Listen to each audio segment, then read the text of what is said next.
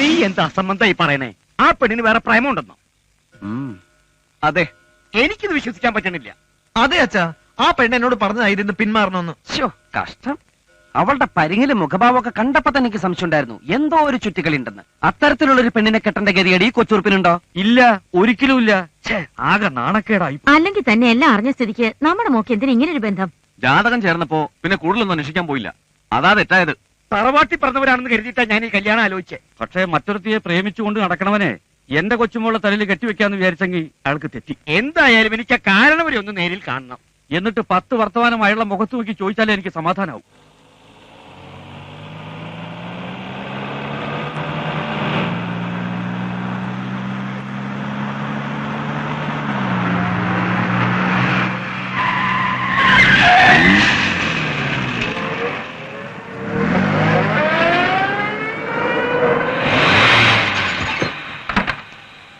നാലു പേരോട് അഭിമാനത്തോടെ പറയത്തക്കവണ്ണം നല്ലൊരു തറവാട്ടി പിറന്നവനാ ഞാൻ. അതിനേക്കാൾ ഒരു പടി മുന്നിലാ ഞാൻ. എന്നിട്ടും താൻ തന്റെ മോനൊരു ലൈൻ ഉണ്ടെന്നുള്ള കാര്യം മറച്ചു വെച്ചു. ലൈനിന്റെ കാര്യം എന്റെ മോന്റെ തലയിൽ വെച്ച് കെട്ടാൻ നോക്കണോടോ വാരുടെ. ലൈൻ ഉള്ളത് നിങ്ങളുടെ കൊച്ചുമോൾക്കാ. ലൈൻ അടുപ്പിക്കാതെയോ ഞാൻ അവളെ വളർത്തിയത് കുറുപ്പേ. എന്നിട്ടാണോ പിന്മാറണമെന്ന് പറഞ്ഞ് നിങ്ങളുടെ കൊച്ചുമോൾ എന്റെ മോന്റെ കാല് പിടിച്ചത്? അത് തന്റെ മോൻ എന്റെ മോളോട് പറഞ്ഞതല്ലേ, മാറ്റി പറയുന്നത് തറവാടെടുത്തത് ചേർന്നതല്ല.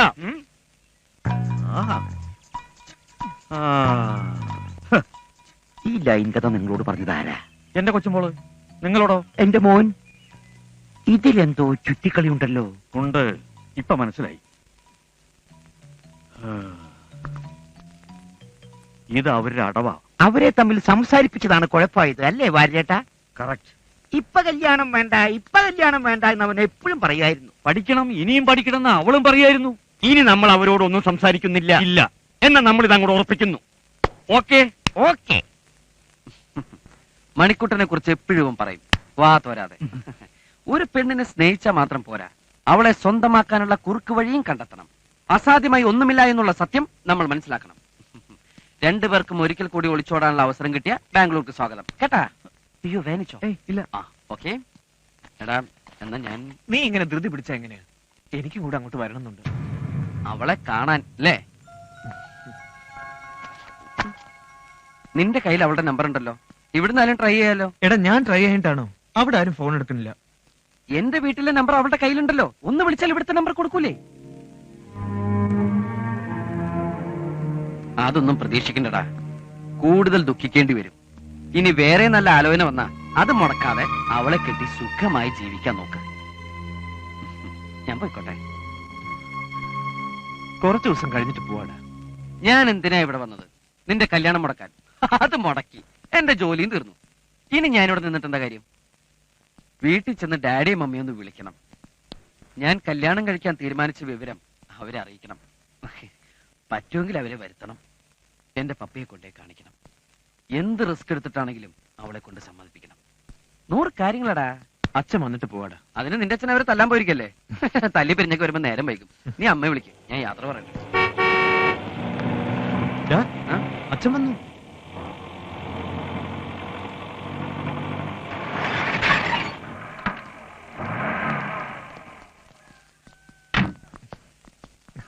അല്ല, നീ പോവാണോ? അതെ. അപ്പുവിന്റെ കല്യാണം കൂടാൻ നിൽക്കണില്ലേ? അതൊക്കെ വൈകില്ലേ? ഇനി ഒരാളെ കണ്ടുപിടിച്ച് ആലോചിച്ച് ഉറപ്പിച്ചൊക്കെ വരുമ്പോഴേക്കും ഞാൻ ഇങ്ങോട്ട് വരാം. ഇനി എന്ത് താമസം? എല്ലാം ഉറപ്പിച്ച് കഴിഞ്ഞില്ലേ? ആരുമായിട്ട്? ഇന്നലെ എന്റെ പൊന്നുമോ മുടക്കിയില്ലേ, ആ കല്യാണം തന്നെ. അച്ഛാ, അപ്പൊ ആ കുട്ടിയുടെ മറ്റേ പ്രേമം ഒന്നും പറയണ്ട, എനിക്കെല്ലാം മനസ്സിലായി. രണ്ടുപേരും ഒന്നറിഞ്ഞാ മതി, കേട്ടുടനെ ഉണ്ടാവും. ഞാൻ പോണില്ല. ഉറപ്പിച്ച സ്ഥിതിക്ക് ഇനി പോയിട്ട് എന്താ കാര്യം?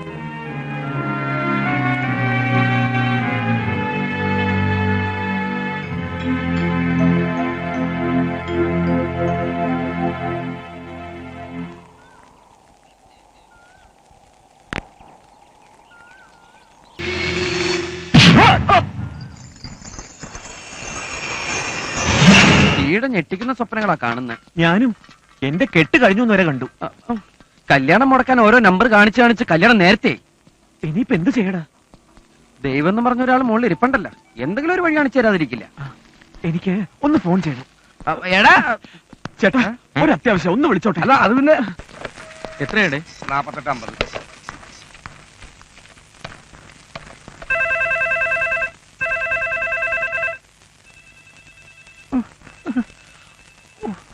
എന്താശാന ഇതെല്ലാം നടക്കോ? റിങ് ചെയ്യുന്നുണ്ട്, എടുക്കുന്നില്ല.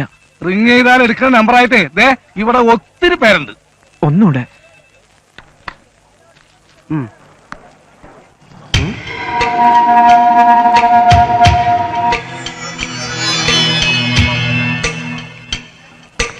കിട്ടുന്നില്ല. അതിന് വിളിച്ച സ്ഥലത്ത് ഫോൺ വേണം.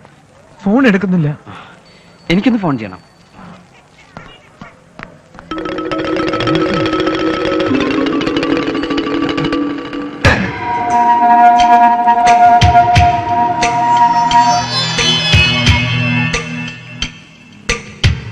മോർഫിംഗ്. ഹലോ ഹലോ, അനിയൻകുട്ടി ഉണ്ടോ? Wrong number.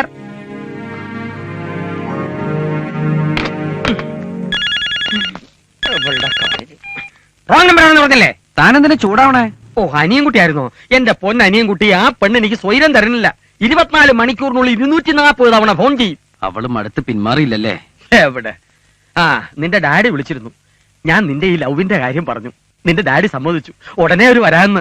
എന്ത് കാര്യത്തിന്? അവര് വരുമ്പോഴേക്കും പെണ്ണ് വല്ലോന്റെ ഭാര്യയെ കഴിഞ്ഞിരിക്കും. നീ ആ കല്യാണം ഇതുവരെ മുടക്കിയില്ലേ? മുടക്കാൻ വെച്ചപ്പോ ആരോ ഉറപ്പിൽ കലാശിച്ചു. ആ. ഉടനെ എന്തെങ്കിലും ചെയ്തില്ലെങ്കിൽ പപ്പി എനിക്ക് നഷ്ടപ്പെടും. അവൾ ഇതുവരെ അവനെ തിരിച്ചറിഞ്ഞിട്ടില്ലല്ലോ. ഇല്ല. എങ്കിലൊരു കാര്യം ചെയ്. നീയാണ് ഫോൺ ചെയ്യാറുള്ള അനിയൻകുട്ടി എന്നും പറഞ്ഞ് ഒന്ന് നേരിൽ കാണും. സംഗതി പൊളിഞ്ഞ പിന്നെ രണ്ടാലൊന്നും ആലോചിക്കണ്ട. എന്ത് കഠിന പ്രവൃത്തി ചെയ്തിട്ടാണേലും രണ്ടിനെയും തമ്മിൽ പിരിക്കണം. ചെയ്യായിരുന്നു. പക്ഷെ കൊച്ചൂർപ്പിനെ ഓർക്കുമ്പം അതിനേക്കാൾ ഏറെയല്ലേ നിനക്ക് നിന്റെ പപ്പയോടുള്ള സ്നേഹം.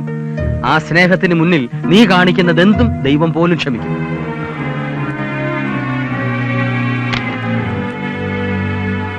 ആദ്യം അവളെ ഒന്ന് കാണാം. എക്സാം കഴിഞ്ഞ് പിറ്റേന്ന് തന്നെ മടങ്ങണം കേട്ടോ ആന്റി. തലേന്ന് രാവിലെ തന്നെ പെണ്ണിനെ ഇവിടെ എത്തിച്ചേക്കാം പോരെ? വീട്ടിലൊന്ന് പോയി വന്നാ പിന്നെ തിരിച്ചു പോകാൻ വലിയ മടിയാ എനിക്ക്. ജോലി കളയാനും പറ്റത്തില്ലല്ലോ. ആന്റി, ഈ ഡ്രസ് ഇടാ അല്ലേ? നിന്റെ ഇഷ്ടം മോളെ. ഇന്നിവക്ക് എന്തു പറ്റി? അല്ലെങ്കിൽ ബാംഗ്ലൂർക്ക് പോണ കാര്യം പറയുമ്പോ എന്നെ കെട്ടിപ്പിടിച്ച് കരയുന്ന പെണ്ണാ. ഈ എക്സാം കൂടി കഴിഞ്ഞാ പിന്നെ അങ്ങോട്ട് പോകണ്ടല്ലോ എന്ന് കരുതിയിട്ടായിരിക്കും. ഏയ്, കല്യാണം ഉറപ്പിച്ചതിന്റെ സന്തോഷമായിരിക്കും. അവൾക്ക് കല്യാണക്കാര്യത്തിന് താല്പര്യമില്ലായിരുന്നു, നിർബന്ധിച്ച് സമ്മതിപ്പിച്ചു. നോക്കിട്ട് വരാം.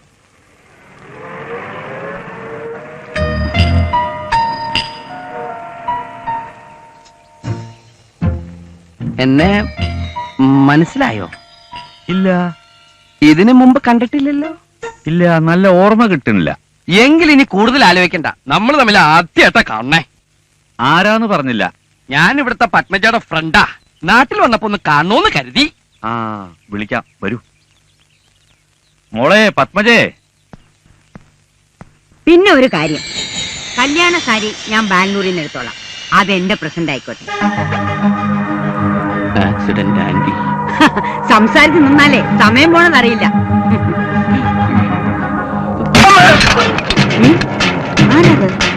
വണ്ടി എടുത്തോ, വിട്ടോടാ.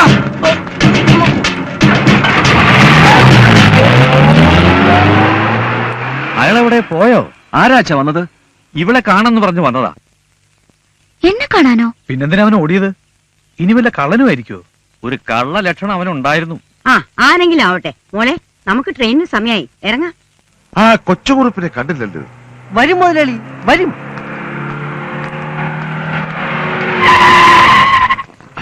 സാർ കാശ്. ഓ, ടെൻഷൻ കൊണ്ട് മറന്നാ. എന്നാ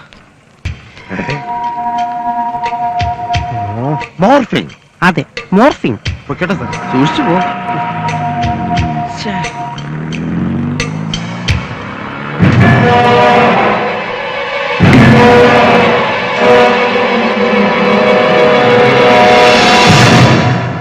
അവന്റെ മുഖം മൂടി വലിച്ച് കീറുപോയില്ലേ?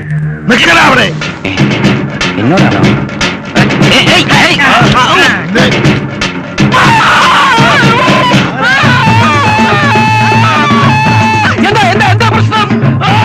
നിന്റെ ഈ മുഖം കൂടി കടിച്ചു കീറി ഞാൻ.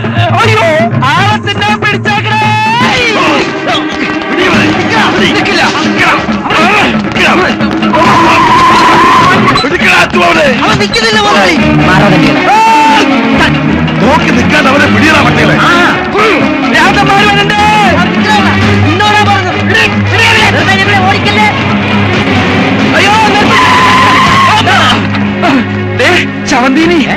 അയാളെന്നെ കടിച്ചിറാൻ വന്നു.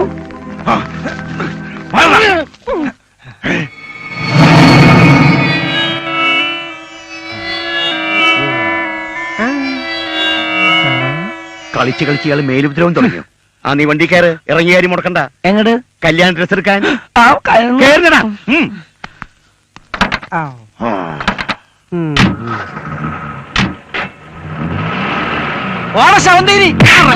മുതലാളി അവര് രണ്ടുപേരെ ശ്രദ്ധിച്ചായിരുന്നോ? അത് രണ്ടും കൂടെ ഒന്നല്ല, രണ്ടാ. അപ്പോഴത് മോർഫിംഗ് അല്ല, തെറ്റുപറ്റിയത് നമുക്കാ. മുതലാളി, ഞാൻ നാന വായിച്ചെല്ലാം പഠിച്ചു. ഇതൊരു പുതിയ ടെക്നിക്കാണ്, ഒരാളെ രണ്ടാളാക്കി മാറ്റുന്ന വിദ്യ. ഇതിനെ ക്ലോണിംഗ് എന്ന് പറയും. എന്താ ക്ലോണിംഗ്. ഇതിൽ ക്ലോസിംഗ് എന്ന് പറയും. നിന്റെ ചാപ്റ്റർ ക്ലോസ്.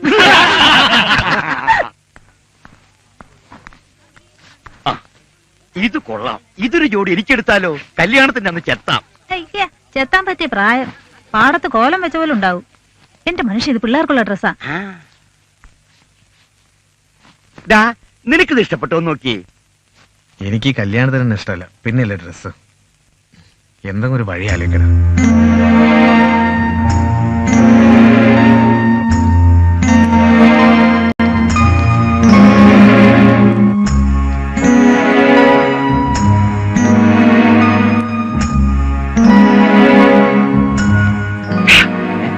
എന്താടാ?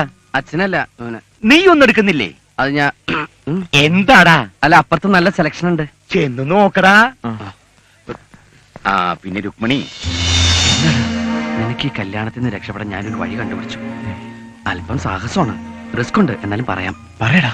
കല്യാണത്തിന്റെ അന്ന് രാവിലെ ഇവിടുന്നുള്ള ഫസ്റ്റ് ട്രെയിനിൽ നീ ഒളിച്ചോടുന്നു. ബാംഗ്ലൂരിലുള്ള എന്റെ വീട്ടിൽ നീ എത്തുന്നു. അവിടെ ചെന്ന് നീ നിന്റെ പത്മജിയെ കണ്ടെത്തുന്നു. എന്താ ആലോചിക്കണേ?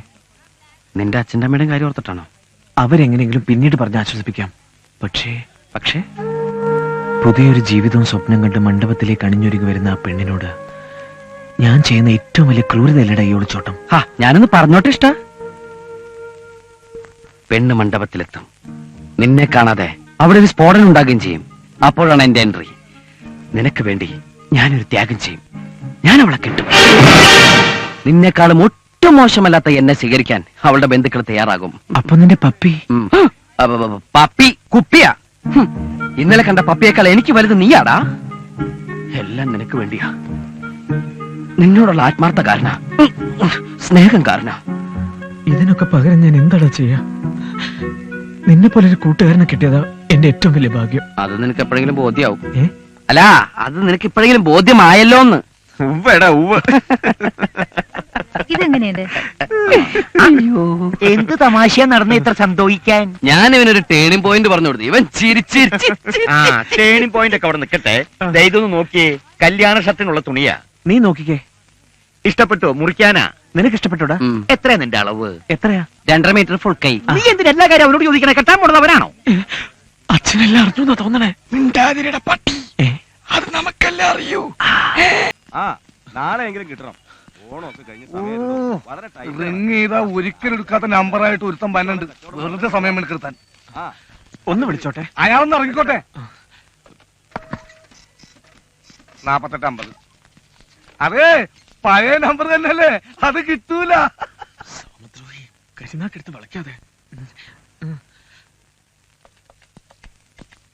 ഇതെന്താ നേർച്ചയാണ്? കൽക്കട്ടയ്ക്ക് ഒന്ന് വിളിക്കണല്ലോ. അതെ, ഒരു പ്രാവശ്യത്തെ കൂടുതൽ ട്രൈ ചെയ്ത് തന്നെ മെനക്കെടുത്തരുത്.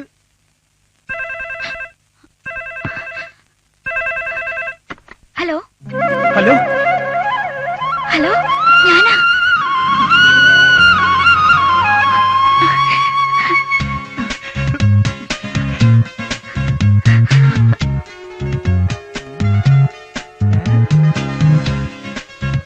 ഇത്രയും കാലം ഫോൺ കിട്ടാനിട്ടായിരുന്നു. കിട്ടിയപ്പോ ഒന്നും മിണ്ടുന്നില്ല. എന്താ ഇത്? ഹലോ, എന്താ എന്നെ പിന്നെ വിളിക്കാഞ്ഞത്? വിളിക്കണുണ്ടായിരുന്നു, കിട്ടണ മുഴുവൻ റോങ് നമ്പറാ. ഞാനിപ്പോ നാട്ടിൽ ഈ ഫോൺ ഒന്ന് കിട്ടാൻ വേണ്ടി ദിവസം പ്രാർത്ഥിക്കുന്നുണ്ടായിരുന്നു. ഞാനും. ദൈവം നമ്മുടെ കൂടെ ഉണ്ട്, അതുകൊണ്ടാണല്ലോ ഇപ്പോഴെങ്കിലും ഒന്ന് കിട്ടിയത്. ഞാൻ വലിയ ടെൻഷനിലായിരുന്നു. അതിനേക്കാൾ വലിയ ടെൻഷനില്ല ഞാൻ. എന്റെ കല്യാണം നിശ്ചയിച്ചിരിക്കുക. എന്നെ കൊണ്ടുപോവോ? ഞാൻ വിളിച്ച വരുമോ? എവിടെ വേണേലും വരാം. എന്നാ ഞാൻ ബാംഗ്ലൂർക്ക് വരട്ടെ? അത് വേണ്ട, ഞാൻ ഇന്ന് നാട്ടിൽ പോവാ. എന്നാ ഞാൻ വീട്ടിലേക്ക് വരാം. വീട് എവിടാന്ന് പറഞ്ഞാ മതി. വേണ്ട, എന്റെ അമ്മമാര് ഭയങ്കര പ്രശ്നക്കാരാ. അനിയൻകുട്ടി പറ, ഞാൻ എവിടെ വരണ്ടേ? എന്റെ വീട്ടിൽ നിന്ന് കുറെ ദൂരമുണ്ട് ഒരുവാതിൽ കോട്ടയ്ക്ക്. സാരല്ല, ഞാൻ എങ്ങനെയെങ്കിലും എത്താം. എപ്പോഴാ വരണ്ടേ? 27 തീയതി രാവിലെ 8 മണിക്ക് വന്നാ മതി. 27 തീയതിയോ? എന്താ ഒന്നും പറയാത്തത്? ഞാൻ കാത്തു നിൽക്കും. അനിയൻകുട്ടി, വീട്ടുകാർക്ക് മുഴുവൻ അപമാനം വരുത്തി വെച്ചിട്ടാ ഞാൻ ഓടിപ്പോരുന്നത്.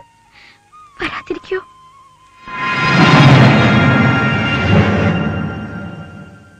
വന്നില്ലെങ്കിൽ ഞാൻ ഈ ലോകത്ത് ജീവിച്ചിരിപ്പില്ലെന്ന് കരുതിയാ മതി. എങ്കിൽ അടുത്ത ട്രെയിനിന് ഞാൻ തലവെക്കും. അങ്ങനെയൊന്നും ഉണ്ടാവില്ല. പറഞ്ഞ സമയത്ത് തന്നെ ഞാൻ എത്തിയിരിക്കും, തീർച്ച. ഞാൻ ബുക്ക് സ്റ്റാളിന്റെ മുന്നിൽ കാത്തു നിൽക്കും. എന്നാ ഞാൻ വെച്ചേക്കട്ടെ?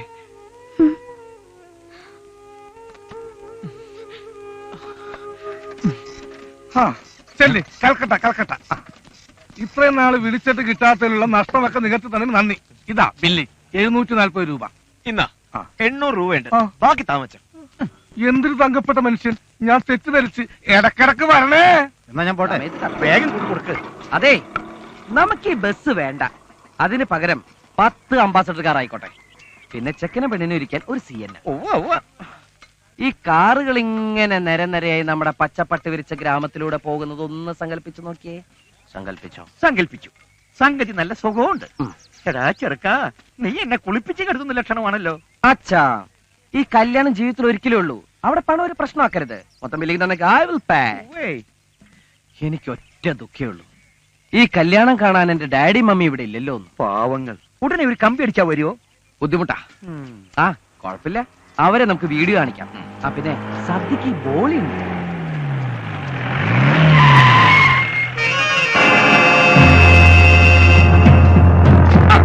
എത്തിയല്ലോ കാലാൽപ്പട. നമസ്കാരം. ആ ഉണ്ണിത്താന്റെ ആക്രമണം ഏത് നിമിഷത്തിലും ഉണ്ടാകാം. അതിലൊരു മുൻകരുതലാ. ഇവരെ ഷൊർണൂര് രാഷ്ട്രീയ ഗുണ്ടകളാ. ചോരകണ്ട അറപ്പ് മാറിയവർ. വിശ്വസിച്ചേൽപ്പിക്കാം.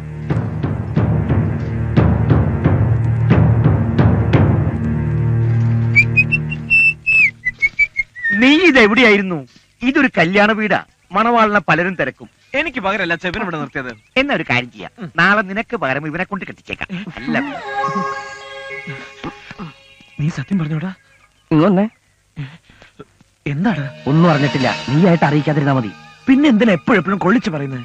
എടാ, അത് നമ്മുടെ മനസ്സിൽ കള്ളത്രമുള്ളോണ്ട് തോന്നണല്ലേ. ആട്ടെ, നീ ഇതുവരെ എവിടെയായിരുന്നു? എടാ, ഒരു ട്വിസ്റ്റ് ഉണ്ടേ. എന്താ ടിക്കറ്റ് കിട്ടിയില്ലേ? 1 അല്ല 2 എണ്ണം. ഒക്കെ എന്തിനിപ്പോ 2 എണ്ണം? ഞാൻ ഒറ്റക്കല്ലല്ലോ പോന്നത്, അവളും ഇല്ലേ? ഏതാ അവള്? മേരി മൊഹബത്ത്, ബാംഗ്ലൂർ ലड़की.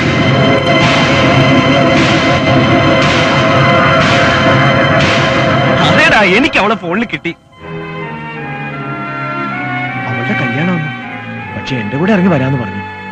എന്നിട്ടൊരു ചോദ്യം, ഞാൻ വരാതിരിക്കുമെന്ന്. ഞാൻ എത്തിയില്ലെങ്കിൽ ചത്തൂന്ന് കരുതിയാ മതി എന്ന് ഞാൻ പറഞ്ഞു.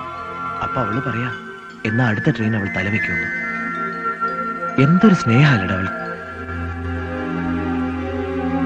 ആ, അടയാളം കണ്ടുപിടിക്കാൻ വേണ്ടി ഞാൻ ആ ബുക്ക് സ്റ്റാളിന് മുമ്പിൽ നിൽക്കാന്നാ പറഞ്ഞത്. എന്തു പറ്റിടാ? ഒന്നുമില്ല. ഈ വിഷയത്തിലൊന്നും നീ ഇടപെടണ്ട. ഫുൾ സ്വിംഗിൽ അച്ഛന്റെ കൂടെ നിന്നോണം. എല്ലായിടത്തും നിന്റെ വക്രബുദ്ധി പ്രവർത്തിക്കണം. മോനെ, നിങ്ങൾ അവിടെ എന്തെടുക്ക? ആ ഉണ്ണിത്താൻ ഇങ്ങോട്ട് പുറപ്പെടാൻ അവിടെ പടയൊരുക്കം നടത്തുന്നു. ഇവിടെ നടക്കുന്നതൊക്കെ അയാൾ അറിഞ്ഞു. ഇതേ മുഹൂർത്തത്തിൽ നിന്നെ കൊണ്ടുപോയി ബലമായിട്ട് കെട്ടിക്കാനുള്ള പരിപാടിയാ.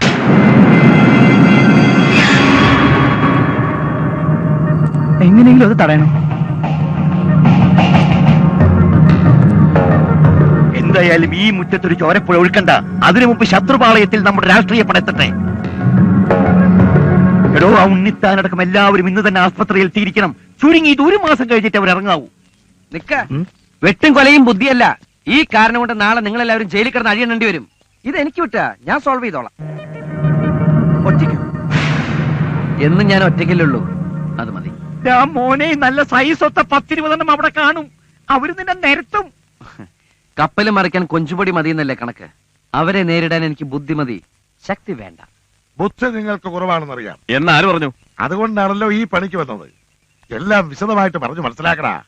നമ്മളിപ്പോ പോണത് കുറുപ്പിന്റെ വീട്ടിലേക്കാണ്. അവിടെ ചെന്ന് നമ്മൾ അടി തുടങ്ങുമ്പം എതിർ ടീമിലെ 3-4 എണ്ണം വെറുതെ വായും പൊളിച്ചു നിൽക്കണം നമ്മളെ മുതലാളിയുടെ മേക്കിട്ട് കയറാൻ ചെല്ലും. മുതലാളിയുടെ എല്ല് പറപടാന്ന് ഓടിയണ കാണാൻ എനിക്ക് വയ്യ. അതുകൊണ്ട് മുതലാളിയുടെ സംരക്ഷണ ചുമതല നിനക്കായിരിക്കും. എന്റെ ബോഡിയുടെ ചുമതല നിനക്ക്. ചെക്കനെ പൊക്കേണ്ട ചുമതല നിനക്ക്. എനിക്കാരാ ചെക്കൻ അറിയില്ല. കണ്ടാ കൊള്ളാൻ തരത്തിലെ പിടിടാ. എനിക്ക് അവരെ തന്നെ വേണം. കൂട്ടത്തിൽ നല്ല പെങ്കൊച്ചുങ്ങളുണ്ടെങ്കിൽ വിടണ്ട. ഞാൻ കെട്ടിയിട്ടില്ല. നിന്നെ ഞാൻ കെട്ടിക്കെട്ടിക്കും. ഓ ആ എന്നാ പുറപ്പെടാം. ഓ ആ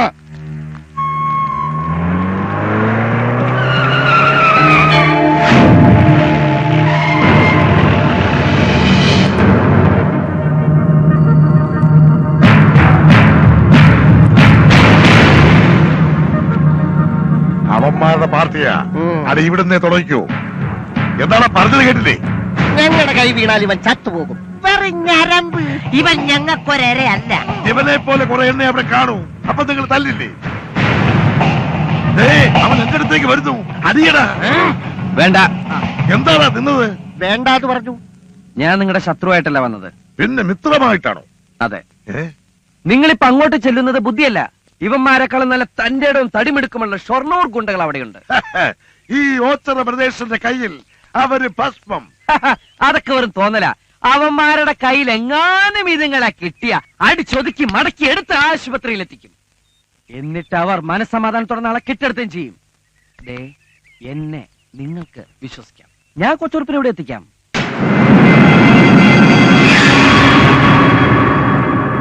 സംശയിക്കണ്ട. എന്ന് മനീതിക്കെതിരെ ശബ്ദം ഉയർത്തുന്നവനാണ് ഞാൻ. സത്യമെല്ലാം അറിഞ്ഞത് ഇപ്പോഴാണ്. ഒരു പാവം പെൺകുട്ടിയെ വഞ്ചിച്ചിട്ട് മറ്റൊരു പെണ്ണിനെ താലി ചേർത്താൻ ഞാൻ സമ്മതിക്കില്ല. ഒരുക്കങ്ങൾ നടക്കട്ടെ. മുഹൂർത്തത്തിന് മുമ്പ് അവനെ ഞാൻ എവിടെ എത്തിക്കണമെന്ന് പറ. എത്തിക്കേണ്ടത് ഭഗവതി ക്ഷേത്രത്തിൽ. പക്ഷെ നിന്നെ വിശ്വസിക്കാവോ? വിശ്വസിക്കാം, ഉറപ്പ്. നീ ഇതുവരെ നിന്റെ ഉറ്റ സുഹൃത്തിനോട് കാണിച്ച അതേ സ്നേഹവും ആത്മാർത്ഥതയും നാളെ എന്നോടും കാണിക്കില്ല എന്നുണ്ടാ ഉറപ്പ്? മനസ്സിലായില്ല.